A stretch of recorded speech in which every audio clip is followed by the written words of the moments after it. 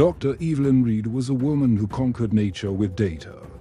With a PhD from Stanford and a reputation for ruthless efficiency, she was the star of Agritech Global, a billion-dollar corporation that promised to solve world hunger through technology.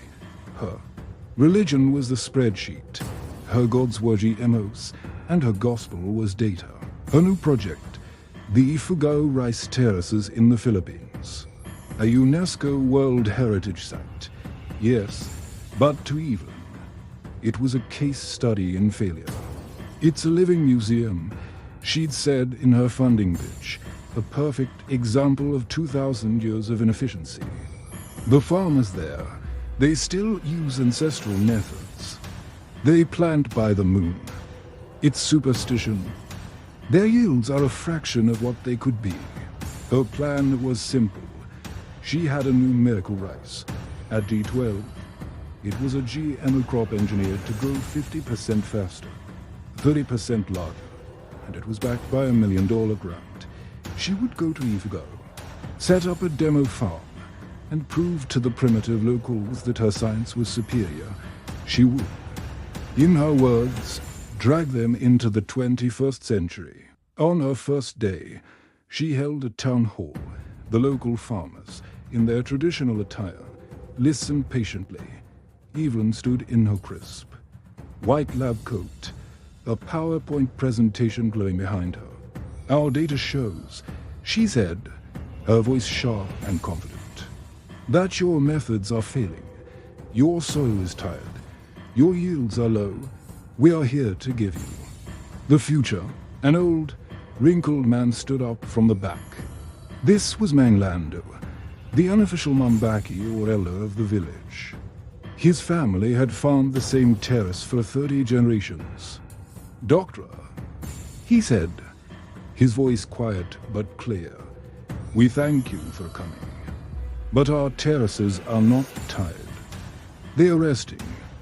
We do not just farm, we listen to the land. Your miracle rice, it is very loud, but does it speak the language of the mountains? Evelyn gave a tight, patronizing smile. She clicked to a slide showing a DNA helix. My rice speaks the language of science, sir. And science doesn't need superstition. She had drawn her line in the sand. The battle between data and wisdom had begun. Over the next 3 months, 2 farms took shape on the mountainside. Dr. Reed's demo farm was a marvel of modern engineering. Her team used laser-guided tractors to build perfect, level paddies lined with black plastic. They installed soil sensors, automated irrigation drips, and a state-of-the-art drone to mist the plants with pesticides and fertilizers. It was a clean, sterile, perfect laboratory, built to control nature. Directly above it, on the higher terrace, was Mang Lando's farm. To Evelyn, it was chaos. It wasn't just rice. He had 20 different kinds of plants scattered in what looked like a random, messy pattern. Taro, marigolds, string beans, and small, colorful fish swimming in the paddies. His stone walls were ancient, uneven, and covered in moss. He used no machines, only a broad, patient carabao. It's a mess, Evelyn told the journalists she'd invited to document her success. There's no pest control, no nutrient mapping. He's hoping for a good crop. I'm engineering on. Mang Lando would often watch her team in their white suits. His son, eager to try the new methods, asked, "Tate, father, her rice is growing so fast." Maybe she is right. Mang Lando just shook his head, looking at the sky. It grows fast, he said, because it is greedy. It knows only how to take. The dire land is not happy, and the wind is quiet. Too quiet. Then, the crisis came, not in a single, violent wave, but in a slow, creeping dread. The rainy season. Didn't the sky, which should have been pouring, was a pale, brutal blue. A week passed. Then a month. The sun, once a friend, was now a tyrant, a severe. An ego-level drought settled over the mountains. Evelyn's demo farm was the first to suffer. Her miracle rice, engineered for perfect conditions, was a thirsty, delicate creature. It had shallow roots, designed to absorb the perfect amount of chemical fertilizer. Now, with no rain, it was helpless.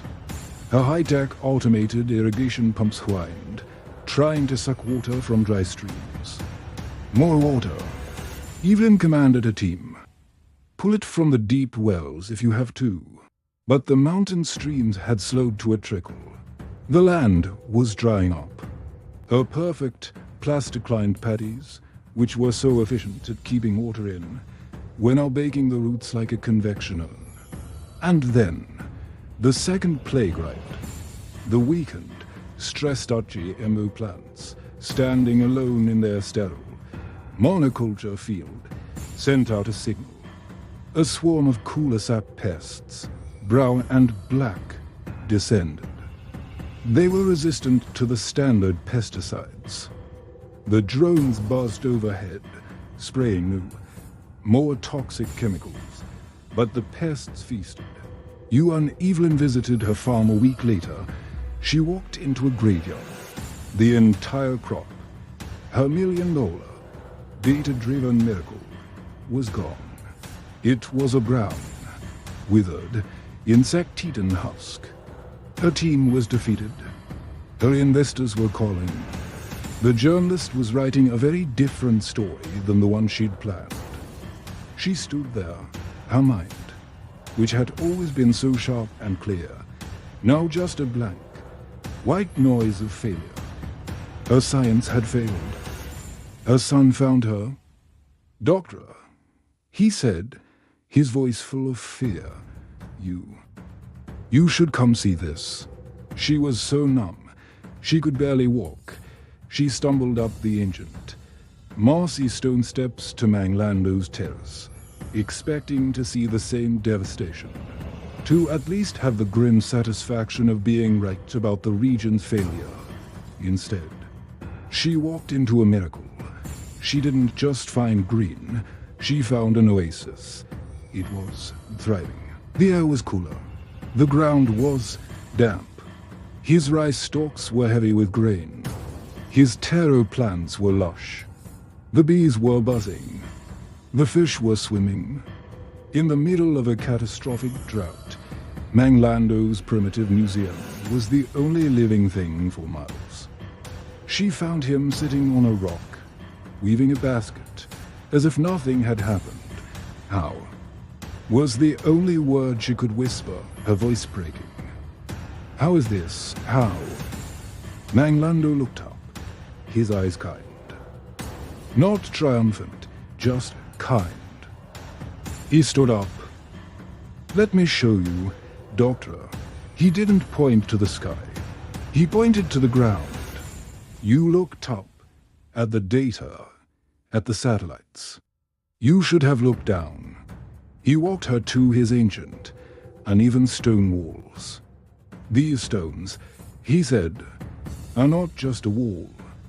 They are a sponge. For 1,000 years, they have soaked up the morning mist and the evening dew. They pull moisture from deep in the earth and feed it to the roots. You're a plastic.